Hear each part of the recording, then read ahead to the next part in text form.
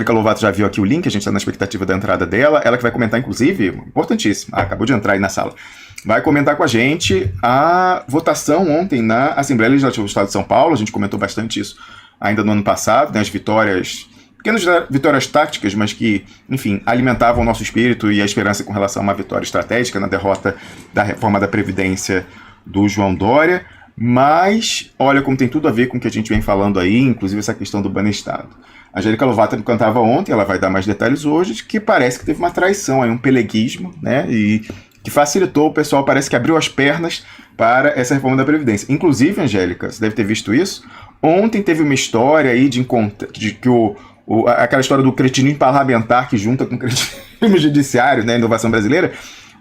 Aliás, eu coloquei isso num tweet, né, eu ia mostrar aqui, que ontem a gente teve a união, né, a coincidência incidental do cretinismo parlamentar com o judiciário, porque houve uma mediação de parlamentares do PT para uma conversa entre o Ives Gandra, no TST, com o comando da greve, entre aspas, que é, né, enfim, se deixar por eles, já acabou o movimento grevista e já estudando para começar a conversar a suspensão do movimento grevista, né, lembrando do que falou aqui ainda no domingo o Felipe Coutinho, que suspendendo aquela coisa da morte lenta e gradual, vai demitindo, fechando e tal. E hoje, pelo menos nesse momento histórico, aí a conjuntura fez com que houvesse uma grande adesão à greve. Se você, é que nem dos caminhoneiros. Os caras falam, vai ter, para acabar aquela greve em 2018, falam, vai ter tabela, vamos baixar o diesel. Aí o pessoal voltou, aí não teve tabela, não teve diesel.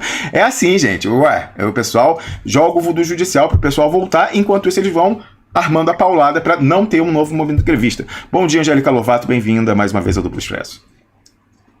Oi, Rômulo, bom dia, Expressionautas, um prazer estar aqui de manhã com vocês novamente, com a cabeça toda aí na leste, nos petroleiros. Vamos fazer nosso bate-bola sobre isso aí, Rômulo, que bom que podemos falar tivemos uma vitória ontem, né? Então começa por aí, né, o que você acha? Porque é onde está mais a minha cabeça, na luta que a gente ficou até meia-noite lá na leste. Meia-noite, olha só. Foi porque era para ir até 2 da manhã, mas eles negociam as 2 últimas horas de debate, são 6 horas de debate. Nossa. Nas regras parlamentares, a partir das 19 horas, que é o início da sessão. Esses detalhes, né, que a gente tem que saber trabalhar, claro, ali na hora.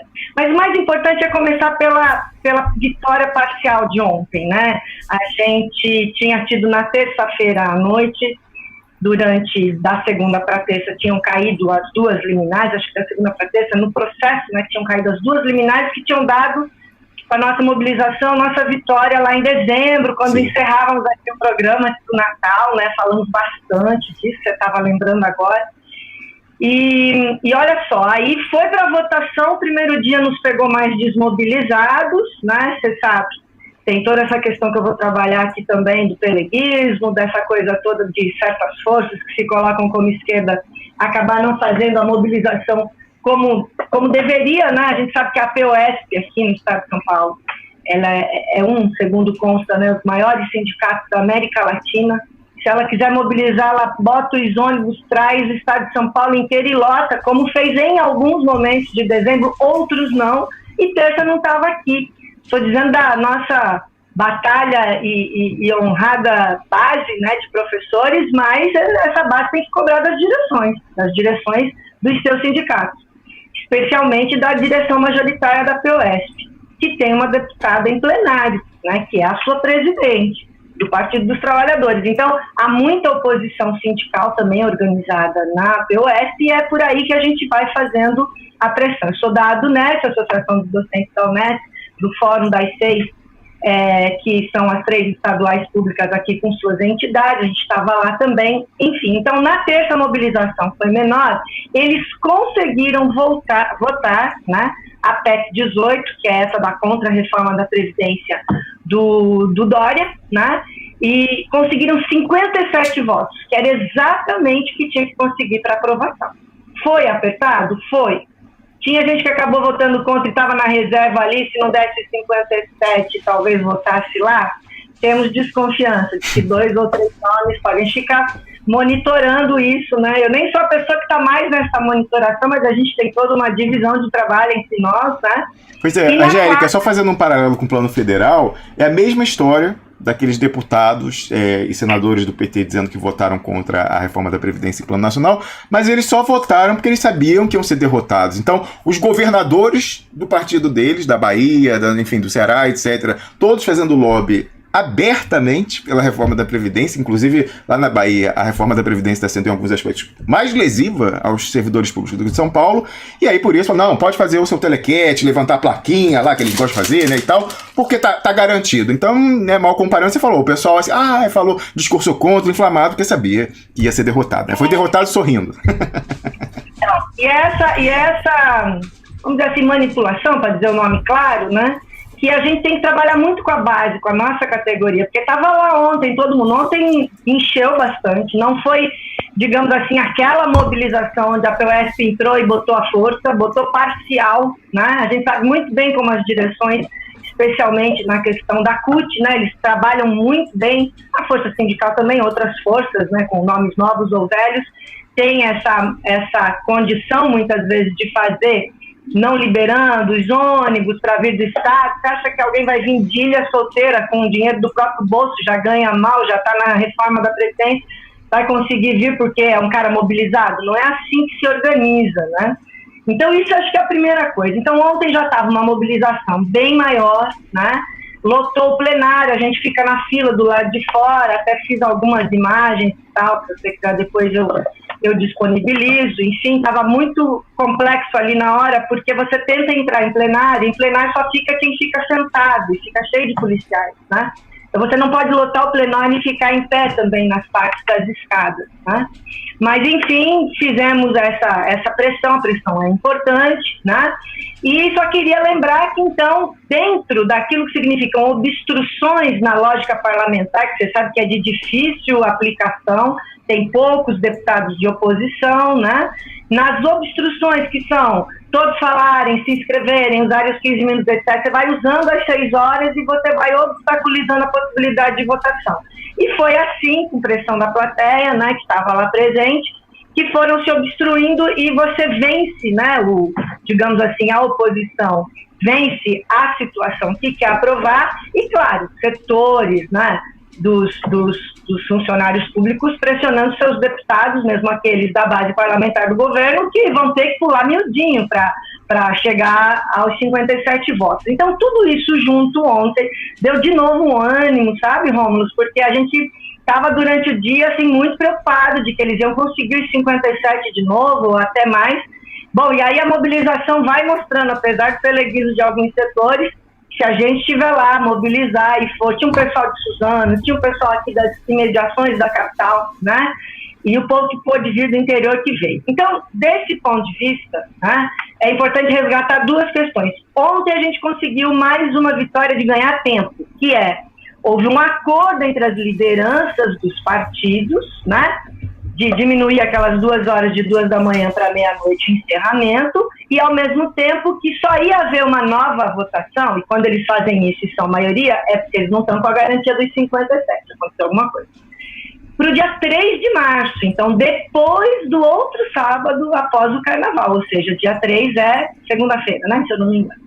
Então, a gente está mobilizados agora para o dia 3, né? Tem tempo suficiente aí, base de professores da POS, para cobrar a POS, para cobrar a sua direção, né? Para cobrar a deputada que preside esse sindicato, que não tem que faltar ônibus para vir aqui no dia 3, é uma segunda-feira importante, a segunda-feira mesmo, né, Romulo? Só me ajuda aí, que a cabeça está meio... Mas essa segunda-feira agora de Carnaval, continua? Terça-feira, não, terça-feira daqui quase 15 dias. Tá. E a deputada em questão, né, Angélica, salvo engano, se eu estiver errado, é a deputada que se lançou na eleição do ano passado, ano retrasado agora, já estamos em 2020, como deputada, quer dizer, candidata àquela altura, professora Bebel. Então, atualmente, ela é a deputada professora Bebel. Vamos dar nome aos bois, a gente sabe direitinho lá, quando tá com ela, cobra, pensa que o plenário não cobra dela também, ontem lá, o pessoal gritava, cadê o ônibus, Bebel? Foi, porque é uma coisa que para justificar dentro da categoria é difícil, né? Ela tem uma ascendência sobre as pessoas, sem dúvida, ela é uma pessoa querida pela base, né? Porque tem um histórico que veio de anos e que vai pelegando aos poucos para a base perder a confiança na sua direção, né? Basta ele pisar na bola em momentos previstos. Então tem muita gente muito preocupada com essa condição, coletivos de oposição que se formaram na POS cobrando, né, a posição dela, enfim, o vice, tudo aquilo que constitui esse enorme sindicato, que dá ainda mais, vamos dizer, essa energia para a gente sempre estar numa linha de atuação sindical, né? Numa linha de atuação estudantil, porque os secundaristas e estudantes são muito importantes nesse processo também. Quando eles chegam junto ali também, a gente está com muita mobilização. E só lembrando, então, expresso nota da importância dessa luta. Primeiro, né, isso que você falou, está muito parecido com o processo federal, só que aqui está pior no sentido do conteúdo da reforma da Previdência, né? Na verdade, a gente está chamando de um confisco salarial, né? Porque pega direitos adquiridos, portanto é inconstitucional, retira e não tem regra de transição. Então, por exemplo, uma professora, mulher, né, que contribuía durante 25 anos, trabalhava durante 25 anos e podia se aposentar aos 50, agora ela vai, pelas contas que estavam sendo feitas ontem, foi pego esse exemplo, ela só consegue se aposentar aos 57. Então, se no momento da aprovação faltar um mês para isso, não tem uma regra de transição para ela, ela vai ter que trabalhar mais 7 anos. Né? E todos sabemos aqui do tipo de doença que professores pegam ao lidar com alunos, salas cheias, né? Violência nas escolas, vidros quebrados, alunos chegando com um revólver, né? Porque é a situação, né, da insegurança, da miséria que vive. E esse Tucanistão aqui, que, pô, né, aqui você tem um império dos caras que acabou destruindo a nossa educação, e isso a gente tem sempre que dizer. A segunda questão, né, se a reforma do Bolsonaro foi ruim e essa está sendo pior, né, todos esses segmentos do funcionalismo público estadual, os servidores, as suas entidades, né, e esse tempo precioso que a gente ganhou até a terça, dia 3 de março, né, ela tem que fazer uma pressão, não só em cima das suas lideranças sindicais, porque quando aquele plenário lota e lota fora também, né, ontem, por exemplo, a gente não conseguiu lotar do jeito que a gente lotou em dezembro no início, que era porque se vieram todos os ônibus da POS, que nas 3 entradas, né, o presidente da Assembleia teve que fechar e ficou uma entrada só. Então ali a gente deu uma forçada também, né, tinha acabado de acontecer também aquele massacre em Paraisópolis, né? Então tinha juntado tudo. Então para o dia 3, passado o carnaval, essa coisa que é importante, claro, né, para todos descansarem, etc., mas não pode suspender geral, tem que vir para cá no dia 3. Terceiro, né, essa PEC 18, maldita, né, ela teve essa primeira votação na terça, então basta mais uma com 57 votos para ela passar, que é essa já marcada para as 19 do dia 3. Então isso, depois, ser conseguido, esperamos que não, ganhemos mais tempo, e façamos o impedimento disso, tem a PLC, o Projeto de Lei Complementar 80, que aí ele regulamenta a PEC. Então, mesmo depois de aprovada, a gente tem uma condição de barrar ali. Isso para pegar a nossa luta e mais essas questões, digamos assim, delicadas do âmbito parlamentar e executivo, e a gente trabalhar com eles, né? Ela não só vai regulamentar a PEC, como também aspectos da Previdência que são anticonstitucionais. Então, o que a gente ganhou? Fôlego para mobilizar mais, né?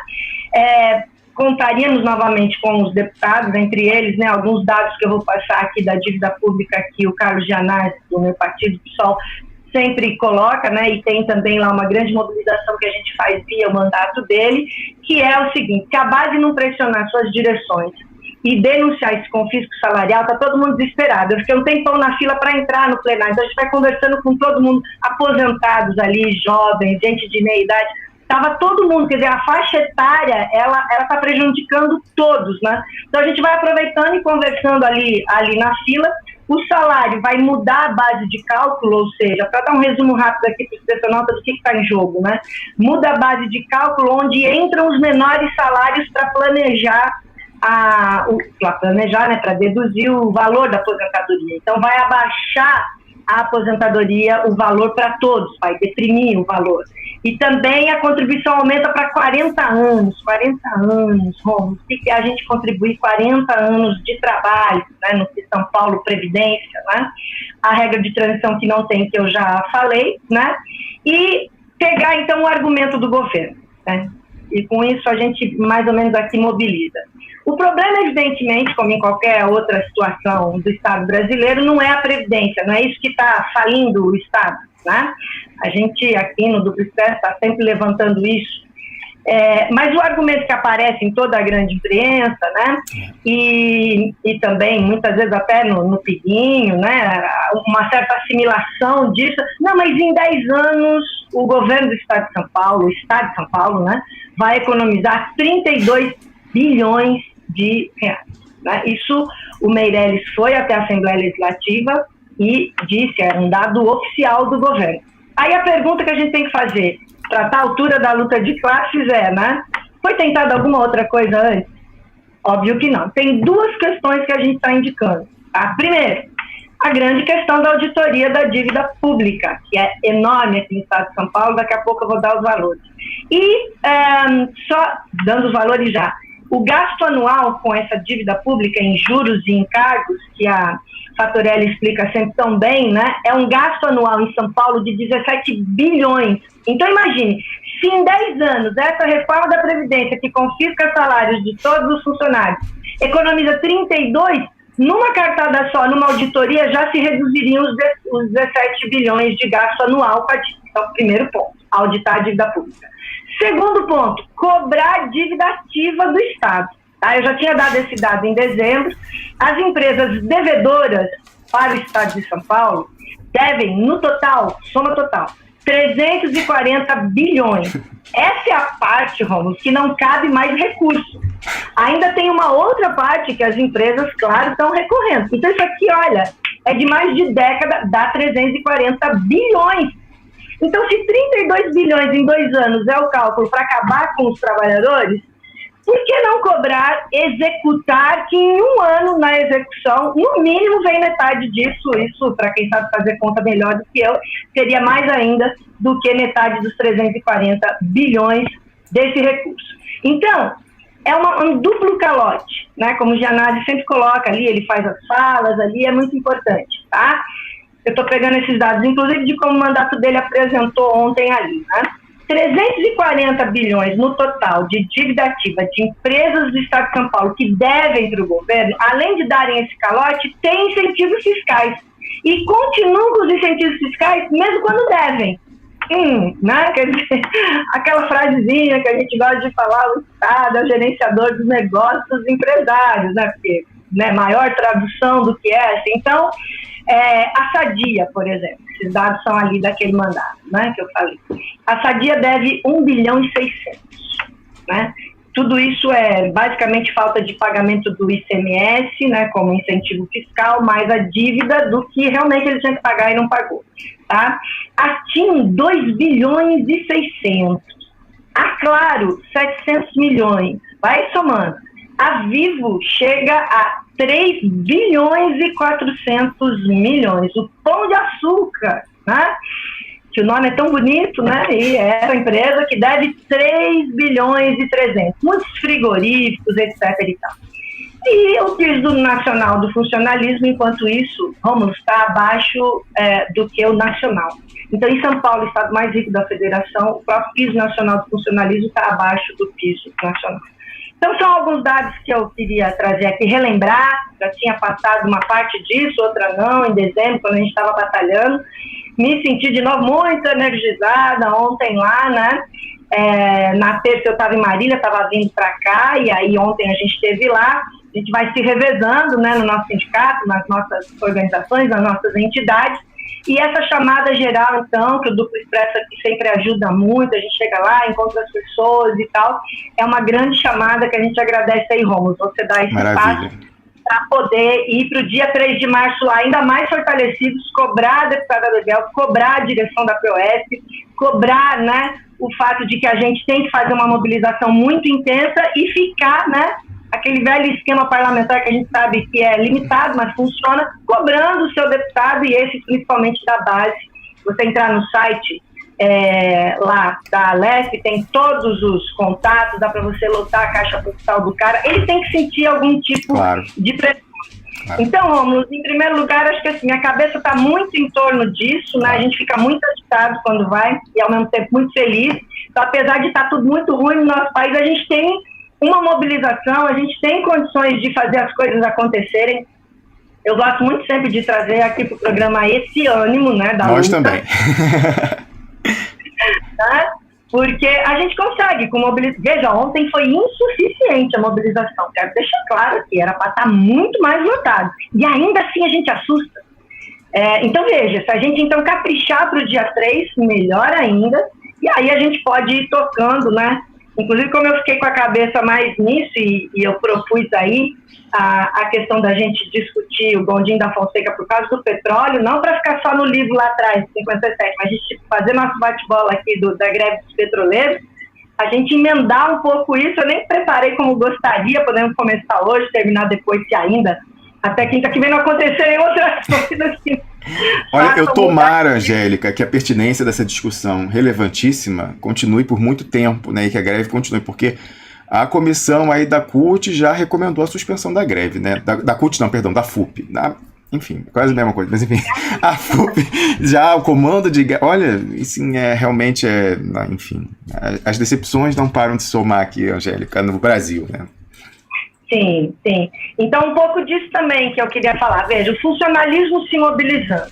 Os petroleiros, que a gente sabe que tem uma importância incrível, né? Aquela greve de 95 que foi muito lembrada, quer dizer, o Felipe Coutinho estava aqui domingo, depois veio o Daniel terça-feira, os outros comentaristas, de uma forma ou de outra, comentaram, você manteve a pauta, né, todos esses dias do retorno do duplo expresso em relação à greve dos petroleiros. Então, sem dúvida, essa coisa da chamada dos caminhoneiros, que era para ter sido ontem, né, e aí está sendo pensado e tal, a questão do abastecimento. Então, aquilo que a gente sempre tenta aqui identificar, né, no Brasil e tudo mais. Como é que a gente faz para construir a luta? É claro que depende da classe trabalhadora, fica claro quando as greves acontecem. E eu estava tentando trazer essa discussão do Gondim da Fonseca, né, que é Manuel José Gondim da Fonseca. Ele morreu em 77, para o personal saber, tinha nascido em 1899, olha só, um escritor, um jornalista. Vou falar menos dele do que da própria questão do petróleo, mas a gente vai pegar um pouco assim para o Expressional para saber. O livro dele é muito difícil de encontrar, que se chama assim, e eu estou aqui com a 5ª edição dele de 1957, tinha sido publicado de 55 para 56. Tem um título muito importante. Que sabe você sobre petróleo? Interrogação. Porque a questão era, nós tínhamos uma campanha levada naquele momento, nos anos 50, que depois se torna o petróleo nosso, mas antes era o petróleo deles, como ele brinca aqui, né?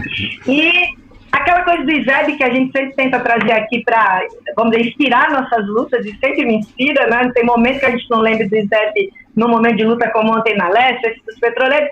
O ISEB estava muito discutindo essa questão. O Hélio Jaguaribe, por exemplo, que é um pensador mais da direita do ISEB, embora em relação a outros economistas da época ele fique meio no centro, né? Ele achava que a Standard Oil podia vir e explorar o nosso petróleo. Era toda a imprensa da época, o PIG da época, né? Que ele vai chamar aqui de imprensa sadia, entre aspas, para poder tirar um sarro. Ele é um escritor extraordinário, e ele tem um texto excepcional. Esse livro é difícil de encontrar. Estou vendo se algum aluno meu pode depois escaneá-lo, porque eu procurei para ver se a gente já disponibilizava aqui no programa e não encontramos, né?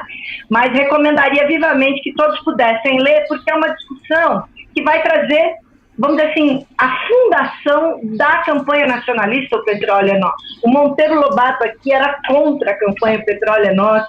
A gente conhece outro grande nome da literatura e que tinha uma posição mais conservadora, né? Então, quando a gente vê, vindo agora para a atualidade, daqui a pouco eu volto para o livro, mas você vai me fazendo bate-bola aí, Rômulo. Quando a gente vê o Conselho Deliberativo da FUP, né, que é essa federação unificada aí do petróleo, né, que está ligada à CUT, e a gente vê a FNP, a Federação Nacional dos Petroleiros, que é mais combativa, mas acaba muitas vezes não tendo a força, a inserção nos sindicatos que a FUP tem. E você vê uma deliberação de suspensão provisória da greve que está forte para ir negociar com o Ivisenda, isso já é a condição da tua fragilidade. Ou seja, não, aí a gente retoma depois, caso a coisa não dê certo. Mas vou te dizer, estou aqui, fiquei monitorando mais a Leste do que isso, queria ter vindo para o programa hoje. Angélica, deixa eu te perguntar uma coisa, você que tem mais experiência aí no movimento sindical e até como socióloga observa isso de perto. Qual é a porcentagem, sei que ocorre uma vez, de uma greve ser suspensa e ela voltar depois? Acontece? É comum isso? A pessoa suspende o movimento grevista e volta a greve depois? Eu, na minha experiência, né, que eu conheço de greve, era quando eu estudei em escolas públicas, né, no Colégio de Aplicação da FRJ, depois da graduação na UEST, eu peguei greves de professores e tal. Eu nunca vi, na minha experiência, mas assim, no estudo, movimento sindical, eu nunca vi suspenderem o movimento grevista e depois voltar. Pois é. Bem lembrado, Romulo. Só tem uma condição de a direção suspender e depois ela voltar. É se nem todos os sindicatos, que é o que me parece, é isso que eu não consegui verificar direito antes de entrar no programa, mas vou ver e qualquer coisa manda aí pra gente publicar, a base não está querendo sair da greve, não. Então, a deliberação, salvo engano aqui, tá? Aqui se eu li bem rápido, mas a deliberação do Conselho da FUP foi da suspensão provisória com assembleias até as 15 de hoje. Mas o pessoal que não está gostando dessa deliberação, para denunciar também esse peleguismo, essa forma, esse engodo sindical que tem sido a FUP e a CUT que está por trás disso, é que as assembleias aconteçam não só hoje, mas amanhã também, sábado, ou seja, se isso a gente conseguir, necessariamente a greve não para, certo, entende? Então certo. A greve não para na base, a direção fica assim, falando uma coisa que não vai ser seguida, a não ser pelos sindicatos que estiverem mais alinhados com essa direção pelega. E o que eu senti das coisas que eu li aqui, do nosso grupo, que a gente tem aí da IB para acompanhar atentamente, temos o Marco Vinícius como nosso grande militante, foi para o Rio na terça, né, que foi aquele grande ato, também, ele é petroleiro de Santos, também o Nelson Araújo Filho, que é petroleiro de Salvador, vão monitorando a gente com todas as informações. Não é uma coisa fácil, porque mesmo para o movimento dividido entre FUP e FNP, né, é de difícil compreensão para a base não está sabendo se é FUP ou FNP. Ela quer a greve, entendeu? E ela teve uma adesão extraordinária e foi aumentando, né? Então, a gente tem que fazer esses dois cuidados. Então, respondendo a tua questão, seria muito mais nessa direção. Quando você suspende, né, muito difícil de voltar. Se a direção pede para suspender e você não suspende, ou suspende parcialmente, alguns nem todos continuam, o próprio Ivisganda pode dizer, não, mas não foi suspensa a greve, vocês não controlaram a base, então não vai dar.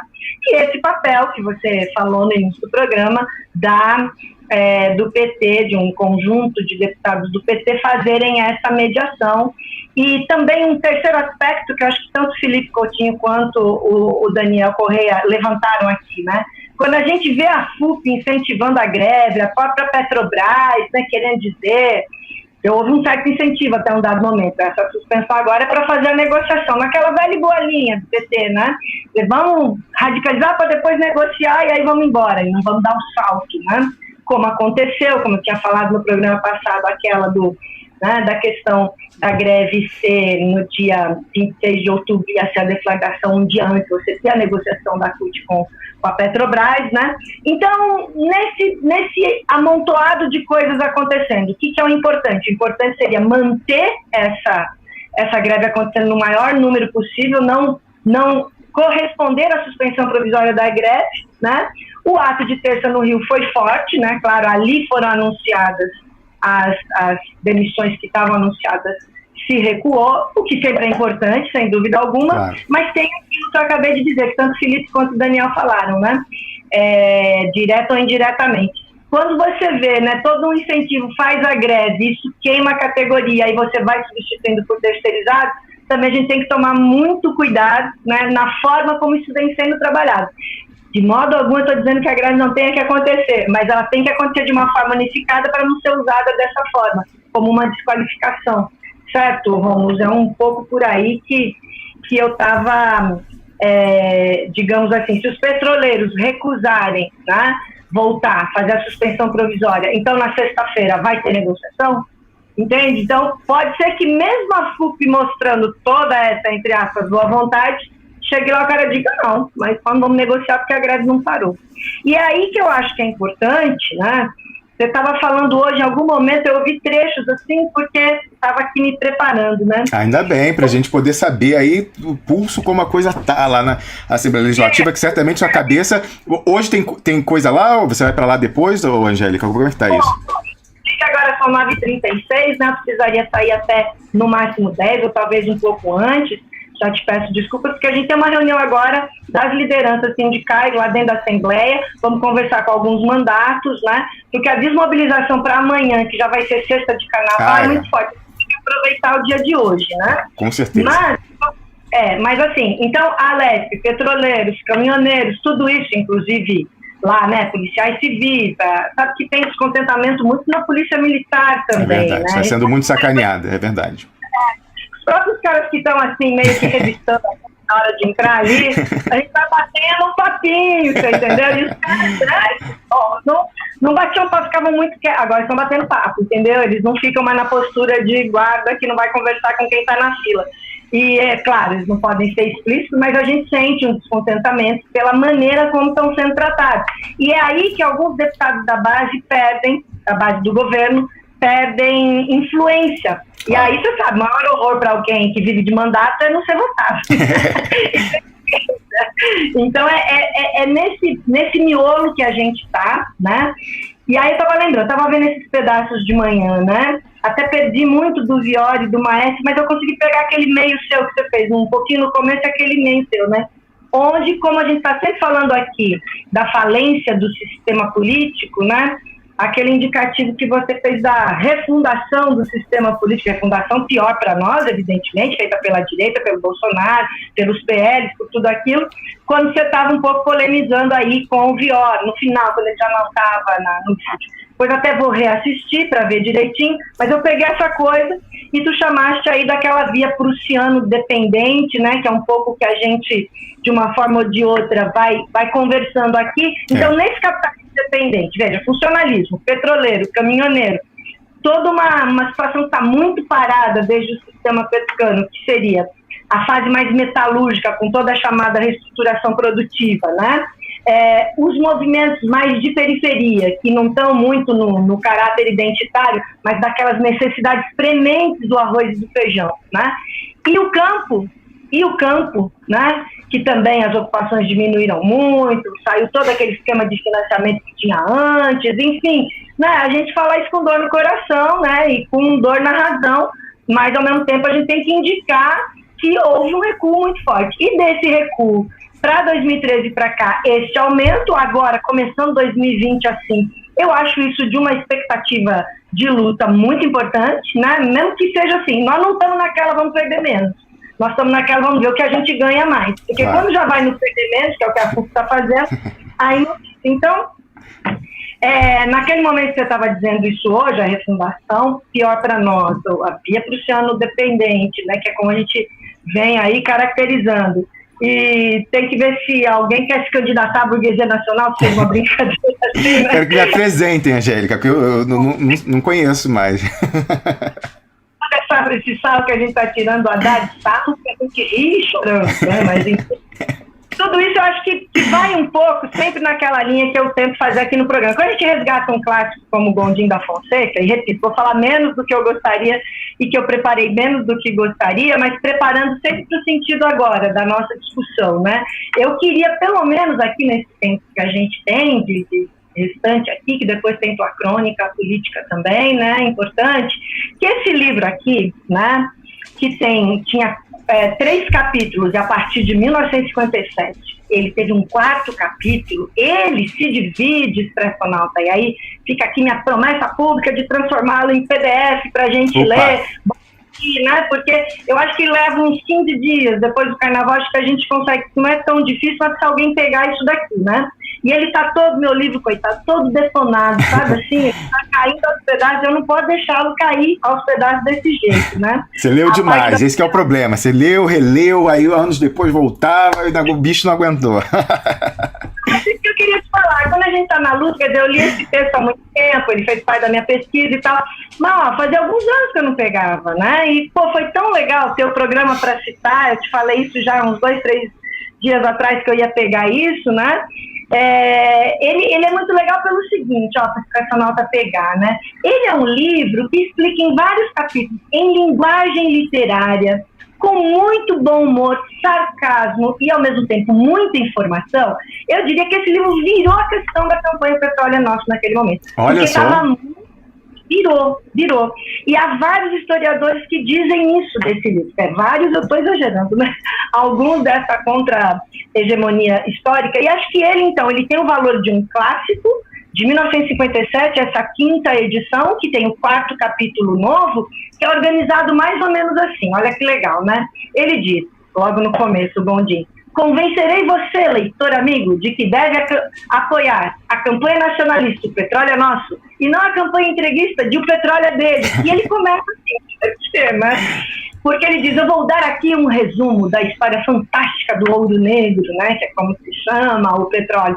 Aí ele vai em 1938, na criação, né, da CNP, que é toda a Confederação ali Nacional do Petróleo, com o general Horta Barbosa, essa ideia de que os militares brasileiros, não há nacionalismo nos militares brasileiros. Claro que houve e pode ser resgatado. É tão legal ler esse livro porque você vê isso, ele fala do Horta Barbosa. Veja, aquilo que era uma concessão pura e simples de licenças a empresas estrangeiras, o Horta Barbosa, ele rebate. O Vargas, no começo, segundo o relato do Gondim, fica meio em dúvida assim, ele demora um tempo, porque, né, com a inteligência política, né, que ele tinha, o Vargas, estadista que ele era, ele estava atento e ele pega o caminho nacionalista, todo baseado nesses militares. Acho que isso é importante. Depois, um outro dia que a gente for retomar, eu pego isso em mais detalhes, que eu acho importante. Então, Arthur Bernardes, olha só, Romulo, Alberto Pasqualini, que a gente sabe que tem toda uma ligação com o nacionalismo, Eusébio Rocha. Sem esses caras, diz o Gondim, a Petrobras nem teria existido, né? Aí depois, o Marcos Pimenta, né, que vai inclusive fazer um artigo aqui na época, né, que nem como matéria paga entrou nem no Rio de Janeiro e nem em São Paulo, onde ele detona o Monteiro Lobato. Então, digamos assim, né, que isso que a gente hoje aqui vai falando, banetado, todas as questões, o Piguinho, os PLs, né?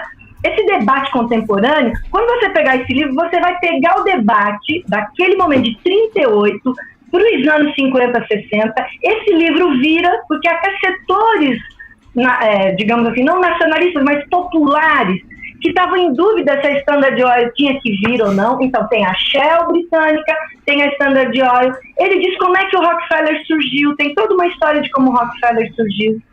O que é ter uma refinaria e não ter que se preocupar em abrir um poço? Abrir um poço era coisa para alguém fazer, refinaria era o domínio do capital. Então, coisas aqui, o Pires do Rio, que ele chama de mestre, né, dele, do Gondim, que tem um livro, né, o Pires do Rio. Eu vou pegar esse livro de novo.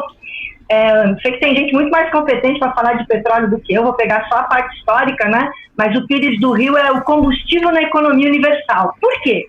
Porque o Gondim pega um troço aqui legal, ele está só explicando o que sabe você sobre petróleo. Ele está dizendo como o petróleo mudou toda a articulação geopolítica do 19 para o 20, do 20, né, agora para nós, pegando o Gondim, para o 21.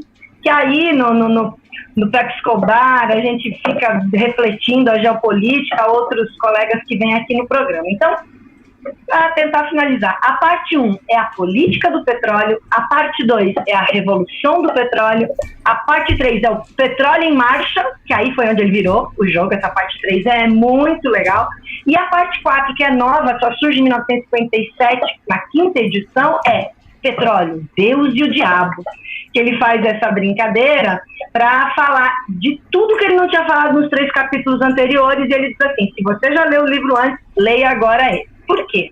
Porque no capítulo 1, quando ele vai falar da política do petróleo, como o Rockefeller surgiu, como surgiu a Standard Oil, você vê exatamente o que é um monopólio. Ele diz: petróleo é só explorado a partir de monopólio. Então aí ele fundamenta por que tinha que ser um monopólio estatal brasileiro. Sim. E o Vargas encampa, né?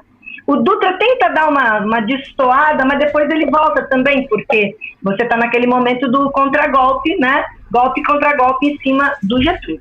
E aí ele põe a posição direitinho da Shell, da Inglaterra. A gente vê a luta Estados Unidos e Inglaterra, e como é que num dado momento, para as questões de Oriente Médio, eles tiveram que fazer um acerto, né?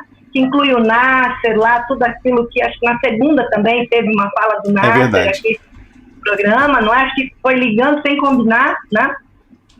E aquilo que ele chama de uma imprensa sadia, porque ela estava toda dominada, paga pela Standard Oil. A parte 2 dessa revolução do petróleo é o mundo antes e depois do petróleo. Então você vê o capitalismo se transformando. Ele explica como Dom João V de Portugal obteve a Amazônia. Pô, tão legal aqui, eu tinha esquecido desse aspecto, né? Que aqui no programa também já se discutiu muito a questão da Amazônia, né? E a influência do petróleo em vários campos da atividade humana. É por isso que chama O que sabe você sobre o petróleo, porque na hora que você fica sabendo o que é o petróleo, você vê que ele domina toda a vida da população. E aí, eu já reiterei aqui uma vez, mas queria só, para quem não assistiu o outro programa, falar novamente. O Nelson Araújo Filho, que eu entrevistei num podcast da Revolução Brasileira, que está disponível aí para quem quiser ver, ele dá, no mundo contemporâneo, quer dizer, eu entrevistei ele no dia 26 de outubro, onde ia ser a greve dos petroleiros, estava marcado muito por isso também. Ele faz uma espécie de atualização disso, do que sabe você sobre petróleo. Ele fala do pré-sal, explica direitinho. Então, pegando esse livro do Gondim, né? Na nossa modéstia lá do que foi esse podcast também, pegar essa parte do pré-sal seria legal hoje para entender essa greve. E quando ele pegou na parte 3 o petróleo em marcha, aí é muito educativo assim, para quem também não conhece direito. Um pouco de geologia, um pouco de geografia do petróleo, como ele surge, como se procura, como se retira do subsolo. Está muito atual, você entendeu? Porque isso não mudou. Mudou, claro, a tecnologia para essa estação. E aí, muito bonito uma parte assim do capítulo 3, como os Estados Unidos saqueiam o Brasil. Ele usa termos explícitos, ao mesmo tempo poéticos, essa é uma mistura de sarcasmo com muita literatura, ele é um escritor, né? E aí, ele faz uma pergunta: tornar-se o petróleo inútil amanhã? E dá um exemplo aqui da época, tá? Do México e da Argentina. Isso daqui a gente atualizando, viu que ele estava apontando direitinho. E por fim, esse petróleo, Deus e o Diabo, esse aqui é um capítulo, né? Que ele pega toda a política estadunidense do petróleo e ele vai nas reservas estadunidenses, ele fala da Inglaterra e a sua política petrólica, como ele faz, e aí ele faz Estados Unidos, Itália, vai vendo, Suécia, França, Argentina, Canadá, México, Venezuela, Peru, Oriente Médio, Israel, Egito, Kuwait, Arábia Saudita, Bahrein, acho que é assim, né, que se pronuncia, Iraque, Irã e Brasil. E aí ele pega o Monteiro Lobato, que estava, né, querendo o entreguismo, e os setores que, vamos dizer assim, desde aquela luta dos anos 50, se colocam. Veja, meu caro, hoje para fazer um troço desse na universidade, um professor ia pedir 10 estagiários para conseguir esse conjunto de informações. Me desculpa, o cara fez sozinho, ele fez na 5ª edição, e claro, né, até outro dia você estava aqui denunciando como é que são as iniciações científicas, né, você vira um escravinho do seu professor, nada a ver, né, isso daqui é outro passo, né, a gente tenta aqui fazer pesquisa de verdade, e eu queria demarcar isso, né, já são 9h49, muito bem. Queria demarcar esse grande momento que é, e assim, tem anexos aqui, que até era bom, né, na hora da digitação, tá com a letra da época, né, a legislação de 3 de outubro de 53 da criação da Petrobras. Tão legal reler isso daqui também, sabe, porque tá lá, né, 3 de outubro de 53, e depois tem a lei dessa lei 2004, vai para a lei 2.975 de 27 de novembro de 1956. Então, assim, fiquei contente de trazer isso aqui para o programa. Prometo que capricho mais da próxima vez com mais tempo, né? E, ao mesmo tempo, aconteceu muita coisa. Teve o tiro aí no Cid Gomes. Pois é, nem consegui ver essa história, então até me abstive hoje de comentar, porque eu não vou ser leviano, né? Nem posso ajudar nisso também no programa, porque foi bem na hora que a gente estava na Alesp, 18h30 começaram, né? Tem também um grande lutador chamado Rafael Martinelli, que morreu esses tempos, ele foi um grande ferroviário dos tempos lá do João Goulart, e aí se der, não dá tempo hoje, né? Queria só falar 5 minutinhos dele, acho que é um registro importante. Sim, claro. A gente sempre tem que falar desses lutadores. Só sobre o livro ainda, Angélica, você agora está perdida, porque você vendeu tão bem que eu vou encher o seu saco até eu conseguir isso digital e publicar no Duplo Expresso. Até 3 de março eu te entrego, tá bom? Eu também o que eu acho importante? O que sabe você sobre o petróleo? Um clássico, né?